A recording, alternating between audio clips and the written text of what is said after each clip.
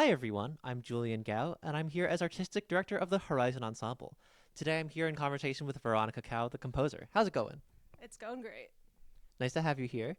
The Horizon Ensemble's next concert is Stronger Together on Sunday, February 8th, and we'll be featuring the piece Lustmord for string orchestra by Vani right here. It's a very cool piece that we're really glad to be doing, and I'm curious if you'd like to tell us about what are some of the inspirations behind this piece. What's the story? So Lustmord was inspired by a Jenny Holzer work of the same name. She's a famous conceptual artist. Essentially, the her work is has many parts to it. Part of it is poetry that she's written, um, and then there's one kind of iteration of it, which is lines from these poems written onto skin in like red blood ink. And then another iteration, which is the Lustmord tables, where she has ethically sourced human bones. And then her poetry is etched in little metal rings around the bones. It's kind of like a dark subject matter. It came out after the Bosnian War, where there were rampant rates of sexual violence. So this is kind of her stand on that.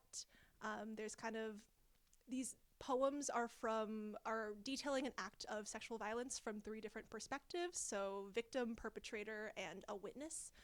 Her goal kind of is to jumble up those perspectives, kind of force the audience into any one of those. She doesn't specify what perspective she's writing from on the skin or on the bones, but there's kind of a dichotomy between the very visceral, intimate kind of view of skin and ink versus the more clinical, cold take of bone, kind of representing people within the circumstances, and also then the more clinical view that people outside of the circumstances take when they hear about acts like this on the news. Thank you for sharing. I think this is a really important topic, and I'm glad we're tackling it in this show. There are pieces on this concert that are more light-hearted or more, uplifting, but this is a more heavy one. But it's something serious that I think it's good to address, and I appreciate that you're willing to tackle it. I'm interested in how you ended up translating some of these concepts and some of these artistic images into sound. Now, in the score for this and in the parts, there are a lot of interesting techniques and a lot of cool things that our players are having, I think, a very interesting time working with. And the sound that we got at the first rehearsal last week was very cool. So, how did you kind of take these images of visceral things, kind of body like things, and translate it into string instrument noises? Yeah, I mean, I think string instruments are really good at making these like bodily noises. You have like kind of the, like gut stringiness that's like a little bit more warm and visceral versus like the more cold wood sounds. I think strings are like particularly good at that. A lot of what I was trying to translate into the piece itself was that dichotomy between kind of skin and ink versus like metal and bone. So there's kind of parts of it that are a little bit more crawly and organic, and then parts of the piece that are more like organized. There's a part with a lot of these harmonics that kind of stack up, and that was supposed to represent more of that like organized bone skeleton kind of feeling. Yeah, I think it makes a lot of sense. And some people compare, the sound of a string instrument to a voice, or even, the shape of a violin to the shape of a body. So I think the analog really makes sense.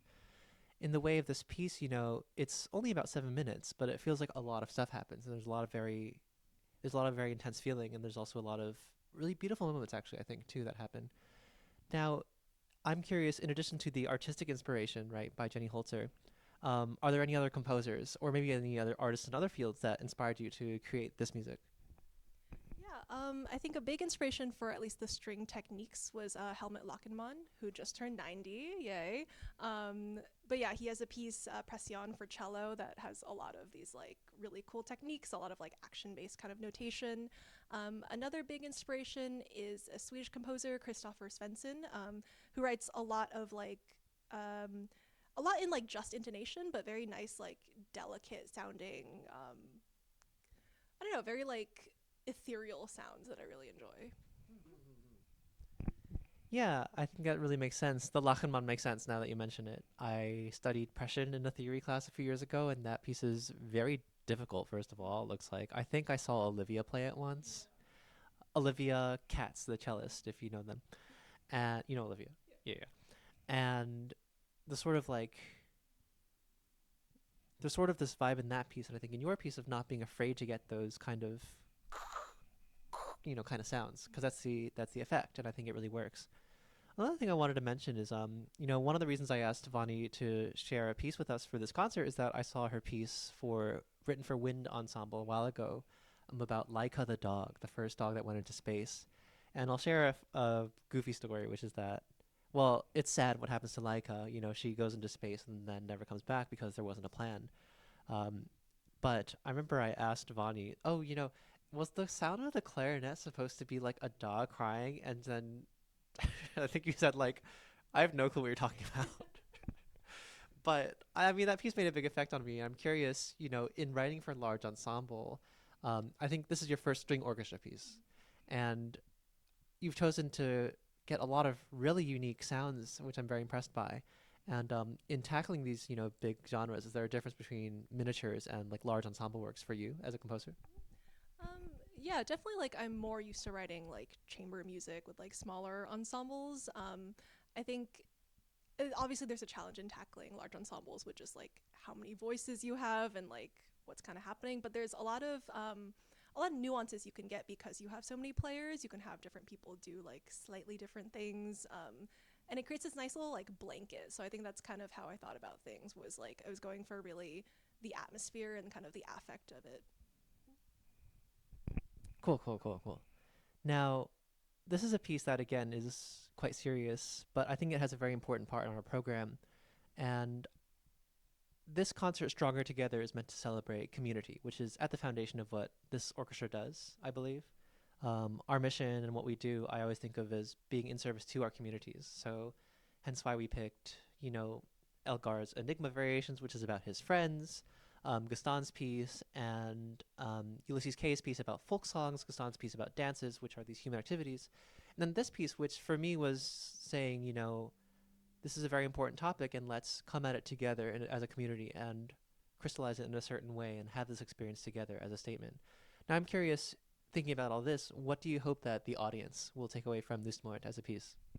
Yeah, I think a big part of what struck me about Jenny Holzer's original work is the idea of perspective and kind of the audience having to take or be forced into a perspective. And I hope that the audience is allowed to kind of break out of a perspective of either victim, perpetrator, or witness into maybe someone who does something and like kind of stands up, or just like a community member. So I guess kind of breaking that cycle of just those three perspectives. I really appreciate that, and I think it's very easy, especially in a very complicated and intense time like we are in right now, to think that we are powerless, you know. And so I'm glad that we're thinking about standing up. We're thinking about what can we do. I really appreciate that. Um, I think in terms of making art, right? Sometimes I think about, I'm like doing this, and there are a lot of really important things going on. However, at the very least, in my work, I'm glad that I'm creating community, and I'm glad that I'm bringing people together in a shared space. And I'm glad that your music is helping us do that. So I appreciate that a lot. Is there anything else you want to say to our Horizon Ensemble audiences coming up to the show? Thank you for supporting Horizon, and please continue to do so. Thank you for supporting us too, and thank you for your music. We'll see you at Stronger Together this Sunday, February 8th at 3 o'clock at the Church of the Covenant in Back Bay, Boston, or online because there's a live stream like there always is. So no matter where you are in the world, if you have internet and a connection to YouTube, you can see it. So come see our show. Thanks to Vonnie for being here, and we'll see you later. Take it easy.